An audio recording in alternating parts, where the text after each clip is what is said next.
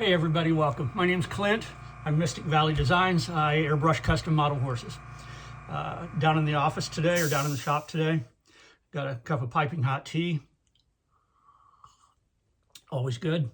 Today's video will be very simple. We're going to lay down a white base coat. We've got two models here. A custom huck that's going to turn into a portrait. This thing's almost a test pilot by now. It's been painted 4 or 5 times. So we're going to do, this next several videos will be me painting this entire model from start to finish. So it's going to turn into a bay. But to do that, we'll start off with 3 white socks on it. This thing's another test pilot. The customer backed out on it, so it's halfway painted. So we're just going to hose it down pure white. So the first part of this video is just going to be me painting white horses. That's it. But the very first thing we're going to do is just simply mix up some white and come almost straight out of the bottle. To do that, I'm going to be using a Paasche VL5, which in my book is a very large brush. It just throws out a ton of paint. It's as good as a can of Krylon. So today I'm going to be mixing up a batch of white paint, and my white paint will be, I don't know, some kind of stuff from the art store. We'll thin it with a little bit of water, and then some of my magic chemistry. We're going to use some Createx 4030 Balancing Clear, which is a clear urethane, water-based urethane.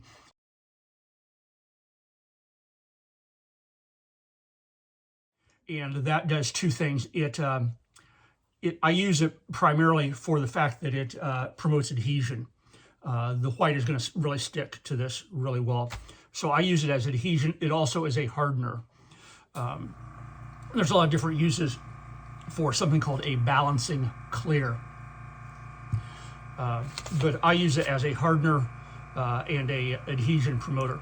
So the first thing we're going to do, and I'm not going to be using my left hand very much, or my left arm very much. Today is Wednesday, November 20th, 2024. And I just had surgery on my left shoulder about 2 weeks ago, 2.5 weeks ago. So please forgive me, but we're not going to do much on my left shoulder. So number 1, gob of white paint. And I'm just sort of eyeballing this. I know the surface area that I've got going here. I know how much overspray I'm going to have. I need some water in this. This is just simply a ketchup container or something like that, filled with tap water. Thin that down a little bit. I need a stir stick. And now the balancing clear.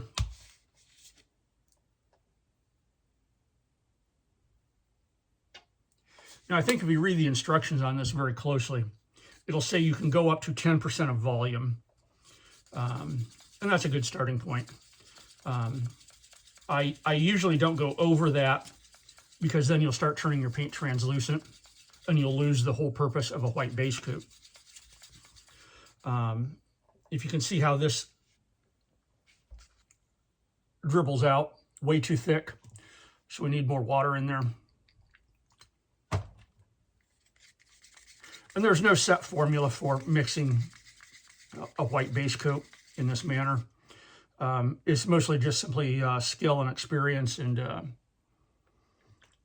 that just to know how thick or how thin you need your paint for your size nozzle on your airbrush and the air pressure that you're putting out on your compressor.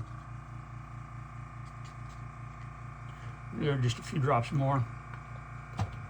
There we go. We're good to go there. I'm going to be using a 2-ounce cup. Go straight in there. I'm going to fill it about 2/3 of the way full. So I've used about half my paint already. Lid goes on.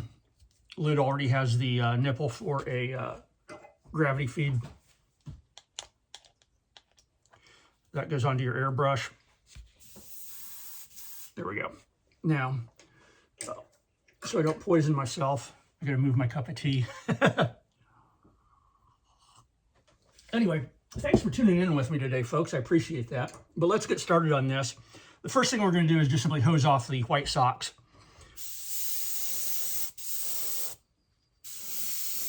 And I'm not worried about overspray on this, because tomorrow when this is dry and cooked on, I'm going to be putting some Frisket over this.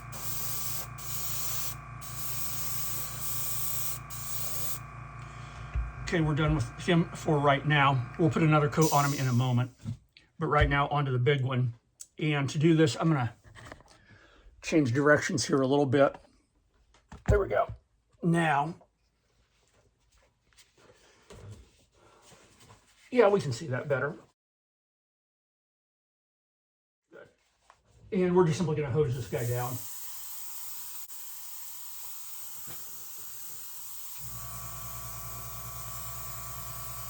And we're going to hit them with a heat gun. Now, I'm using an industrial strength heat gun here from the hardware store. You can use a hair dryer. It's the same principle. It's just simply that the heat gun here puts out a lot more heat and a lot more air.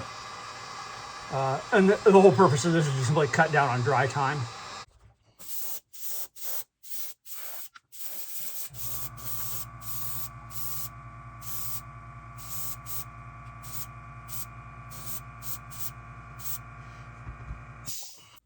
Hey, welcome back. Thanks for hanging in there with me. Right now I've got a model here that we're just simply putting a base coat on. The last couple of minutes I've been hitting it with a heat gun. So we're going to continue on and get this base coated. So just more white paint and nothing too exciting about this.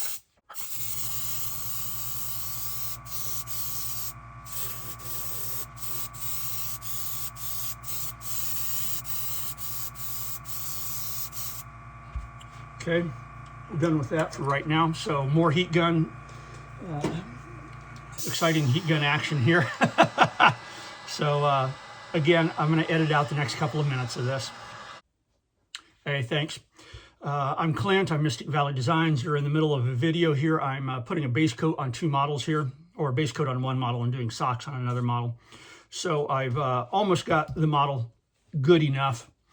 For the type of model I'm doing here, I do not need to get them sterile white, but I will put in a little bit more paint into my paint cup.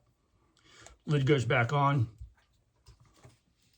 back onto my Paasche VL5, and we're going to pick this guy up. There we go.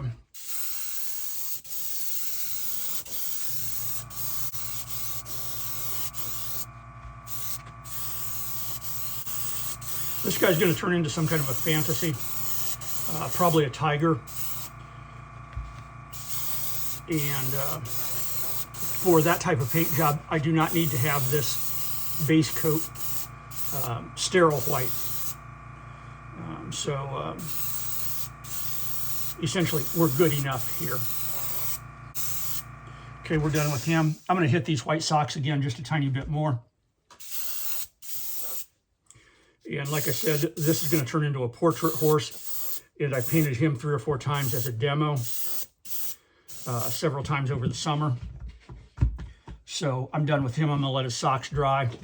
The next video will be putting on Frisket over these white socks, and then going in with some kind of a, let me get rid of this, some kind of a chestnut color. And it's gonna be a custom chestnut color here.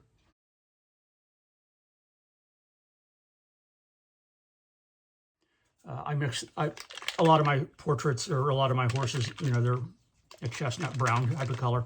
So I go through this bottle that I mix and mix and mix and remix. I'll go through 3 or 4 of these per year. And that's my formula, roughly in descending order of the quantity of paints and colors and pigments that I put into this. And a lot of you have seen my palette already.